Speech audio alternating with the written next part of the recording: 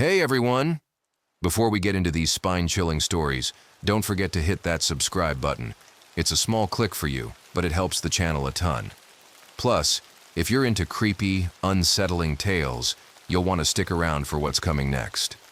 Alright, let's jump in. Story 1. The Man in the Vents. This first story is one that happened to me personally, and to this day it still keeps me up at night. A couple of years ago, I was living in a cheap little apartment with my dog, Max. It wasn't much, but it was all I could afford at the time. After moving in, I noticed some odd things happening. Small stuff, like my keys going missing and turning up in strange places. At first, I thought I was just being forgetful. Then Max started acting weird. He's a laid-back golden retriever, but he became super tense, barking and growling at random corners of the apartment. His favorite spot to growl? The air vent in the living room. I figured we had mice or something. One night I was lying on my couch when Max started going crazy, barking at the vent above me. That's when I heard it.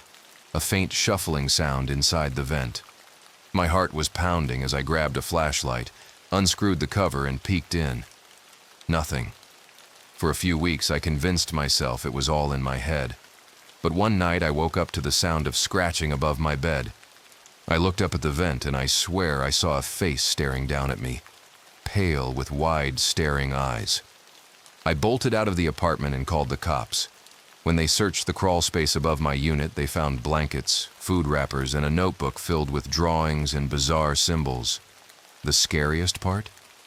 There was a small hole drilled above my bed, big enough for someone to watch me sleep. I moved out the next day and haven't slept soundly since.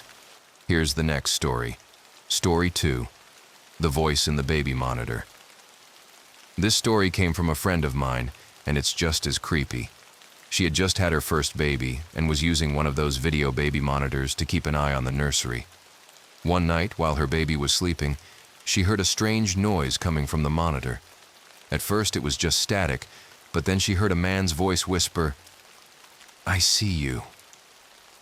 She froze, staring at the monitor, trying to convince herself it was a glitch. Then the voice spoke again. "You can't hide." Terrified, she ran to the nursery, but the baby was sound asleep, safe in the crib. The next day, she contacted the company that made the monitor and found out it had been hacked. Someone had been watching her through the camera. She got rid of it immediately and switched to an old-school audio monitor. She never found out who hacked the camera, but to this day, she can't shake the memory of that voice. Ready for another one? Story 3.